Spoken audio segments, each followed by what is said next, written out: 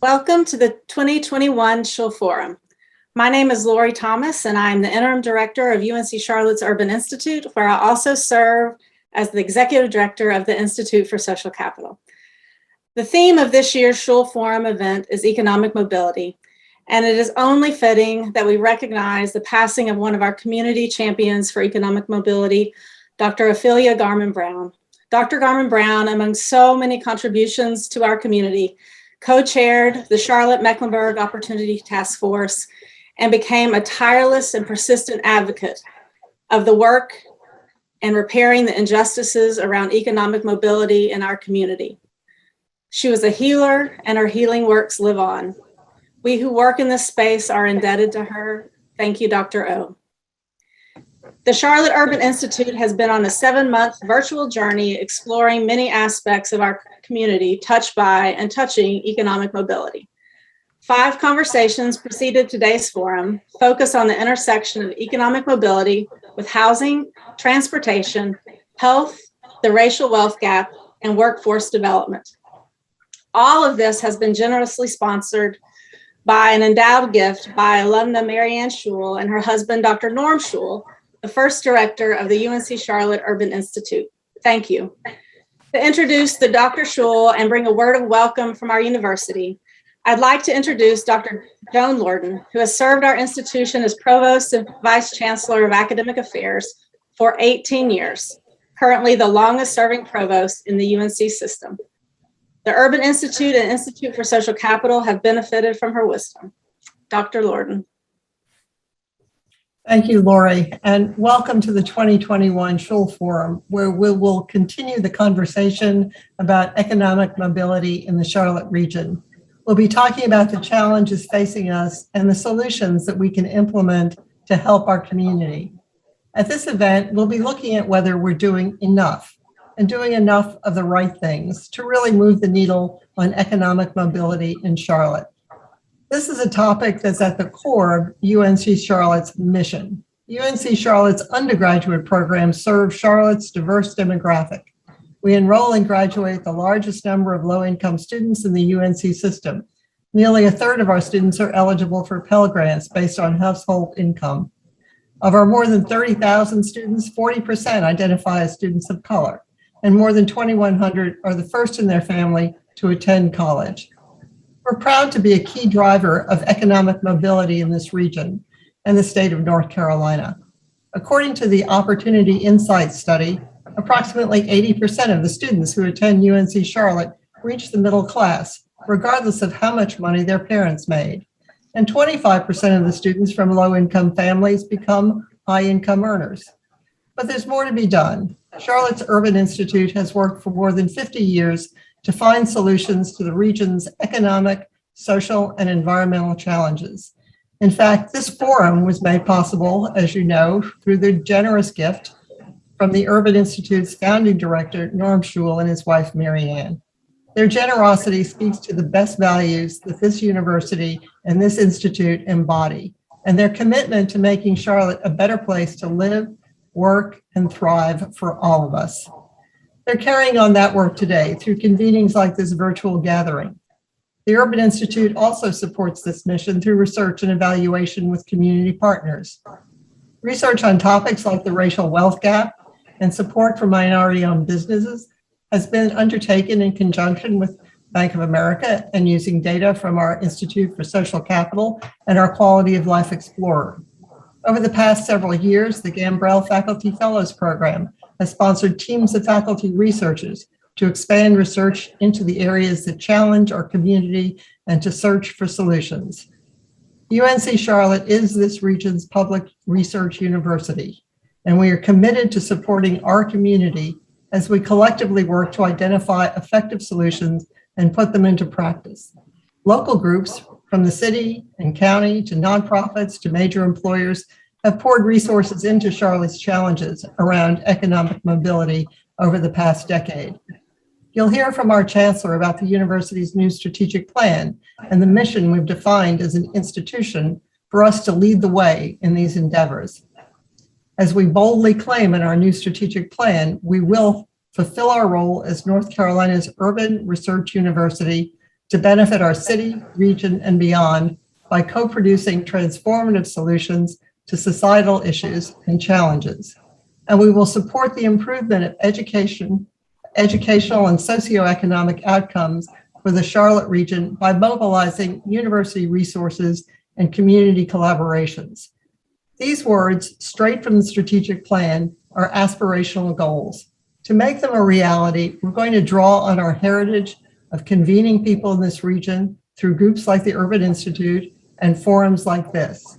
And we will apply our research capacity and rely on our deep understanding of Charlotte and surrounding communities. Thank you again for joining us today. It is my pleasure to introduce Dr. Norm Schul, whose gift with his wife, alumna Marianne Schul, sponsors this forum.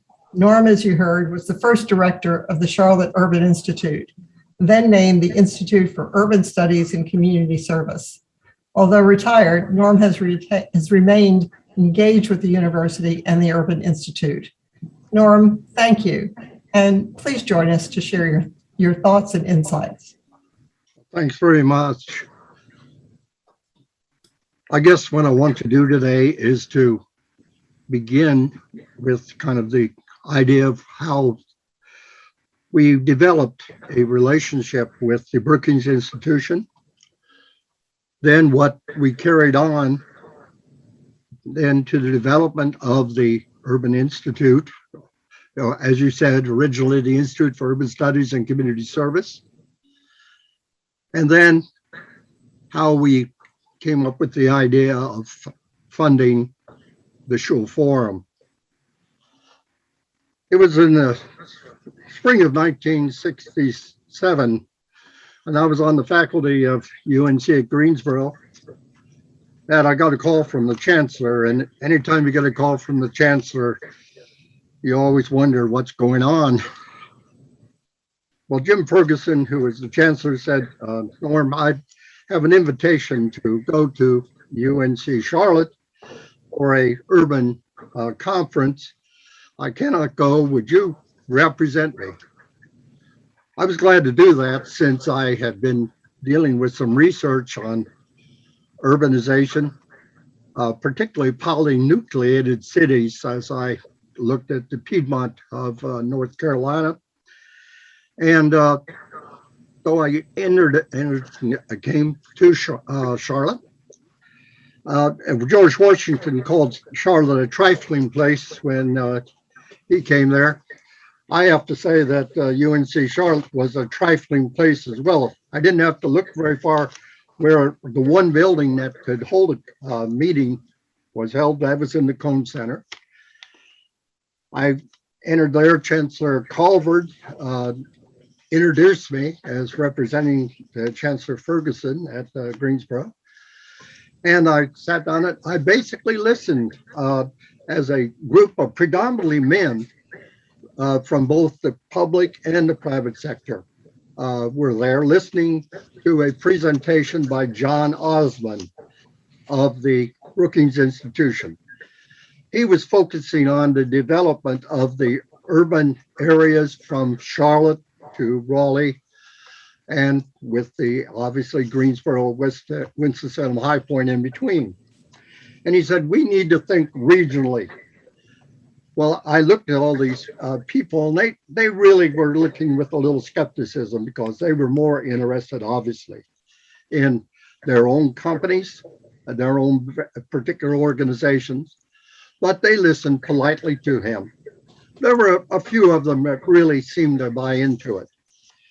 Well, after that, and I can't tell all of the details, but I ended up being hired by the university. And I was to develop the Department of Geography and Geology, which now is Geography and Earth Sciences. And now it was kind of an interesting time. Building a university is not easy. I have to assure you, it takes its toll on colleagues, which it did. But then I did find out that it was important that you keep in touch with the community. Well, anyway, I got another call from a chancellor. Chancellor Calford said, come to my office, on which I did. And he said, I've got a job for you. He says, I want you to figure out what the urban university is. He says, I've talked about it. I put it in my installation address, but you work on this. Well, it didn't make me the most popular person on campus, let me assure you. People were very skeptical of a young 33-year-old coming and developing a concept of what an urban university. So to help me, I and others, I did extensive interviewing of the faculty, and I also obviously worked with people in the community, both the public and private sector, meeting and some meetings. It got to the point that finally we made a budget request. We got limited funding, but we launched the Urban Institute, as well as I was carrying on what we called the Piedmont Urban Policy Conference. That was a group of people from that forum that John Osmond had conducted, and we kept the community contacts. That was very important all throughout the time. I think that it was always in the back of my mind that we needed not to over deliver. We had to stay within our resources. People wanted us to do more than we were capable of doing. That meant we had to develop a faculty. I did have the advantage, I served as one of the deans, and I was able to have faculty recruited that fit the urban mission. That occurred on, and we saw then the development. What I really saw was the first big project of the Urban Institute was to develop this atlas, the Metrolina Atlas. That became a real data point for us. At the same time that was occurring, there was a community development of about 150 people in the Charlotte area community that dealt with goals of Charlotte. In other words, what should Charlotte be? All of these were kind of coalescing together. We wanted to keep out a dialogue of people, particularly those that had an interest in the urbanization taking place. From that, we also saw the Department of Geography at that time developed this atlas, an atlas of North Carolina. And by the way, I really want to give plaudits to that department. They really came through. That was the first big project. So it is within this kind of atmosphere that Marianne and I said we need to have a forum approach to allow people to express their opinions, to have the universities share their ideas. We now have a university that has great expertise, and that's very, very important for us to see that. And I'm looking forward to a continuation of the Brookings Institution with Dr. Perry, who is just another step in what we have envisioned as being all about as the Schul Forum continues to progress throughout the years. I won't be here, but I'm sure the forum will. We thank you for all of that. Thank you so much, Dr. Schul and Ms. Schul, for your generosity supporting this forum. Thank you, Joan, for your introduction and for connecting us to the larger work of the Urban Institute. I'm really proud to be a part of an organization that has worked so long to respond to our community through engagement, applied research, data, and convenings like this. I'm also honored to recognize our second sponsor of this convening, the Gambrell Foundation. In 2019, the Gambrell Foundation made a multi-year commitment to support research at UNC Charlotte focused on economic mobility, as well as research infrastructure at the Urban Institute and Institute for Social Capital. A really important component of this commitment and that of a subsequent grant is the Gambrell Faculty Fellows Program that funds faculty who are committed to examining economic mobility and seeking solutions in their respective fields. We have been pleased to highlight some of the fellows' work through the conversations that have led up to today's event. We have now welcomed our third cohort of Gambrell Fellows, and together there are 28 faculty fellows representing all of our academic colleges and 15 different academic disciplines. Before the pandemic, we had hoped for a reception after today's forum where we could recognize and celebrate the Gambrell Fellows' work. We will postpone that in-person celebration to next year, but we would like to offer a short video recognizing the Gambrell Foundation and the work of our first cohort that is beginning to wrap up.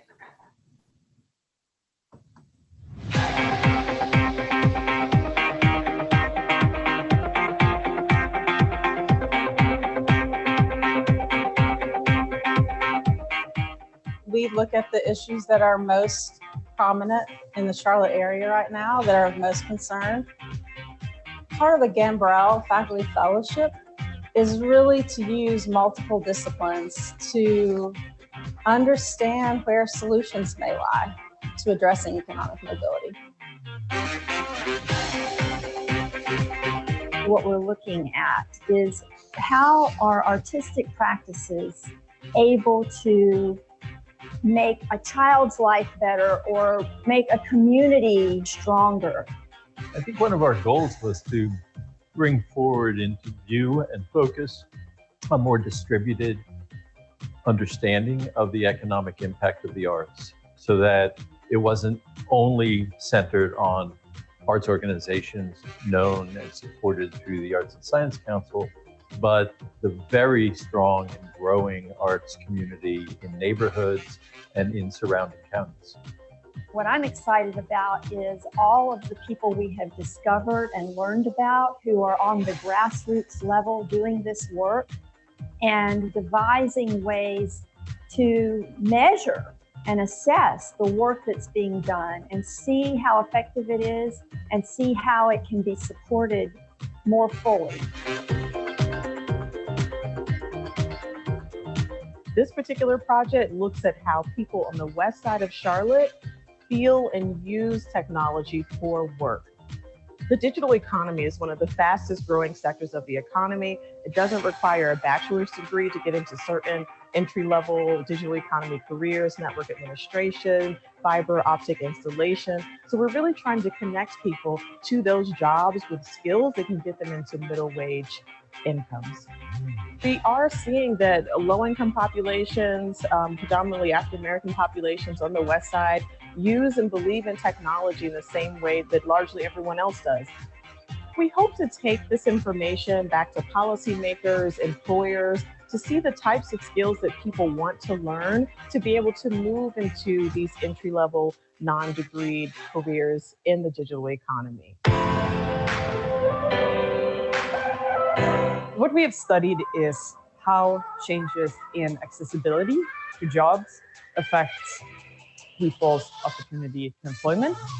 What we have seen happening in places like Charlotte is that center city neighborhoods are revitalizing. We see more affluent classes moving in there, while we see increased poverty in suburbs and in bedroom communities.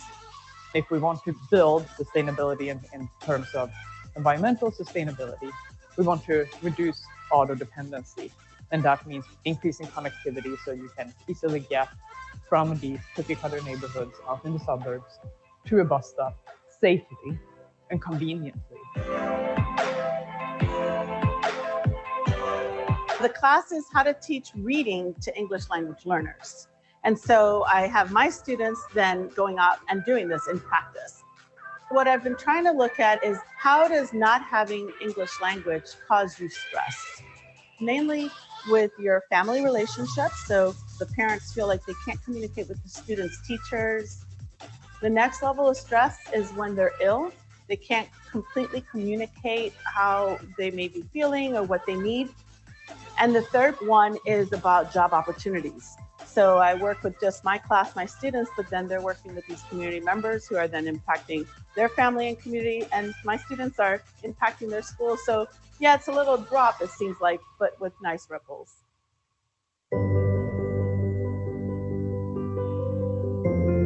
The vast majority of children are assigned to public schools based on their residential location. This means that the quality of schools they can attend depends on the spatial distribution of different types of housing units. Historically, areas zoned for higher quality schools tend to have very few rental units. This tends to exclude access to high quality public schools for lower income children. So we're interested in this structural change in the housing market where after the Great Recession, there was a huge increase in the supply of single family rental homes, and in particular in areas zoned for high quality schools. We do find evidence that they're moving in response to these new housing opportunities to put their children in better schools. These students experience substantial achievement gains with their parents being able to take advantage of these new housing opportunities. The research project that I'm working on is looking at housing insecurity concerns of community college students. Roughly 93% of the students attended school full-time. Roughly 30% reported being refused housing because of their source of income. I think it's more so of creating a one-stop shop with regards to universities and institutions to support students and addressing some of their housing concerns. So when we're talking about housing insecurity and academic performance, they can worry less about where I'm going to stay at. Do I have to sleep on my friend's couch, or I can actually have a stable place to sleep, and at the same time I can really focus on my studies and what I want to do next in life.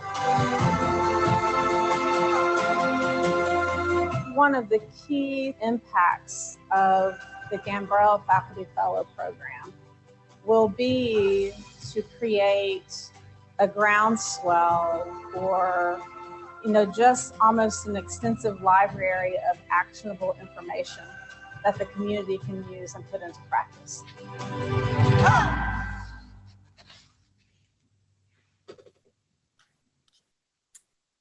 Thank you, faculty fellows. Thank you to Kim Bratton Media, and again to the Gambrell Foundation, and especially to the Schuls for supporting the work of the Urban Institute and this event. And if he's out there in this virtual space, I'd also like to recognize Jeff Michael, our former director who worked with the Schuls to develop and launch the Schul Forum.